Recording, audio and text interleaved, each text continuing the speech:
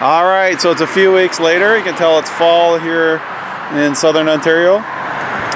Let's go do a detailed walk around of this train and some of the details Bull of the Woods had built into it. And we'll discuss future plans and see where we're gonna go with this. I kind of want to finish what he started, so we're gonna have a closer look at this.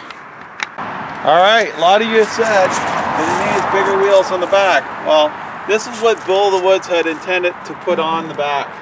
This type of rim here, he had built, handmade that. And this whole thing pivots, so one wheel will touch the ground at a time. Now, obviously going to put a bar across the two of these and make it look like it's actually driving them, so when the other one touches, the other one won't. We'll get a closer look at this. Okay, here's a closer look at the pivot point. Yeah, I'm not 100% sure how I had planned to hold it in there. I see a hole through the center here, so that may be a threaded rod in the backside, and that would be a good plan. But the whole thing's made to pivot on that, just like that. So it would keep one wheel on the ground at all times. So that's not going to be too hard to fix.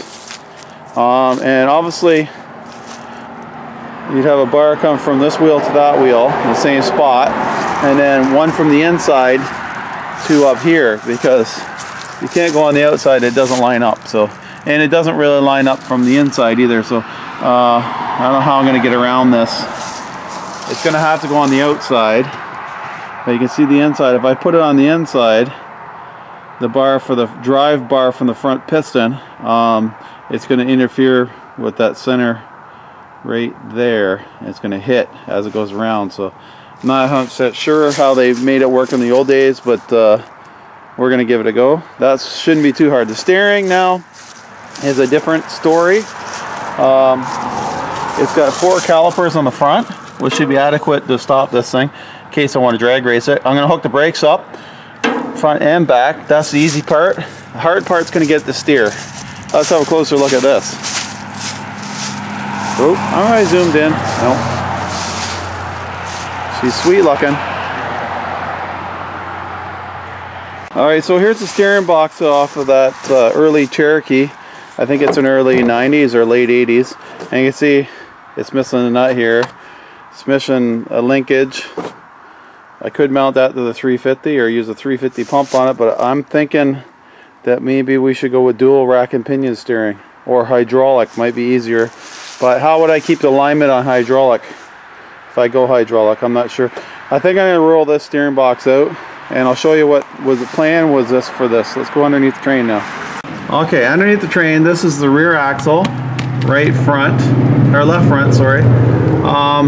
The problem I'm going to have, if you use one box, is you're going to have to run a bar from here to the front of that one. It may work, it may not. I'm thinking not, because these spindles are going to get in the way as you turn. The front one, they just have to have the crisscross, and that one's going to have to come back here to make this all work. So I'm thinking hydraulic steering, or dual rack and pinion. Whatever's going to be the cheapest is what's going to work. Because I'm trying to keep this in a budget and not spend as much money as we can possibly get away with. You can see it's missing the bar from the center here, like to steer it. So I'd have to find 2 Cherokees and rip two more boxes off, steering boxes off it. I have one, but as you've seen, it's missing the pinion nut. It might just be easier to steer it hydraulically, but how would you balance the two to get them to steer the same? That I don't know. Or could I just steer the front one? Could I just steer the front one? Would the back one follow? If you set the camber or caster just right, will it turn with the front one? Or is it going to go wherever the hell it wants and cause me a heartache? Probably more or less the case. We could try it. Let's have a closer look inside here. Alright, someone asked me if the wood stove was hooked up. Yes, it is. You can see it there, it's kind of dark. It does have a pipe coming right up into here, and that goes right up the chimney. I don't really have time to start a fire in there right now, but you can see I have a early 80s Chevy frame. I think that's what that is. A 3/4 ton frame or a 1/2 ton frame. No, it's thicker than that. That could be a 1 ton.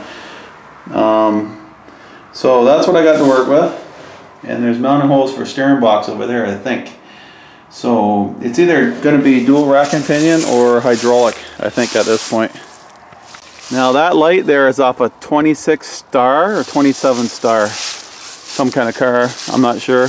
The bell is made out of a pulley and a bunch of other stuff. That's made out of some 4-wheeler rims, he said. And that's an old mixing drum bowl off an industrial mixer. This side is pretty much, it was against the fence, so it wasn't finished. Let's get up in the back side and have a better look. You can see I'm missing a window here too. Okay, the back side, this thing here needs to be braced up better. It's a bit wobbly, and the floor needs to be finished. Bunch of stuff going on here. Now we got an old wood stove in here. It does work. Maybe I'll light that up another time. I'm running out of time here. I got to get back in the house. The detail is awesome. I mean, the cab is just the right size. The bell was working. I'm gonna need to oil it a little bit. Hang on.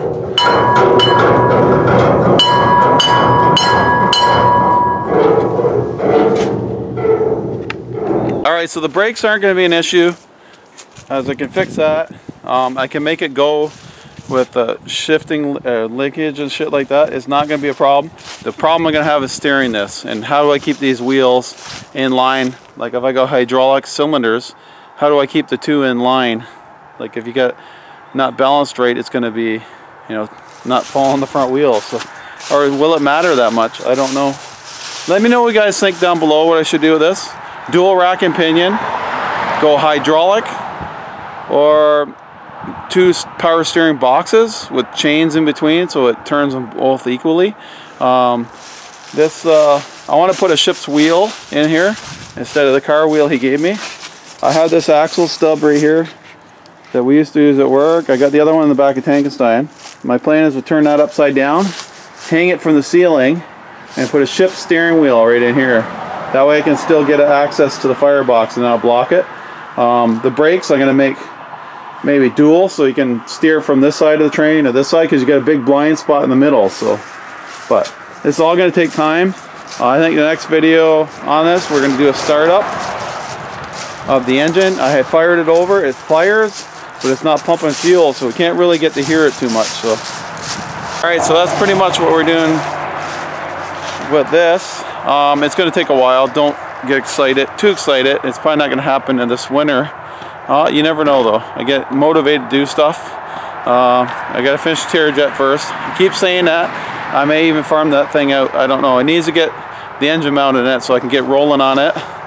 We're coming on winter now, so it's going to start getting cold and it's going to suck outside. So I need to keep motivated to make videos, at least one a week.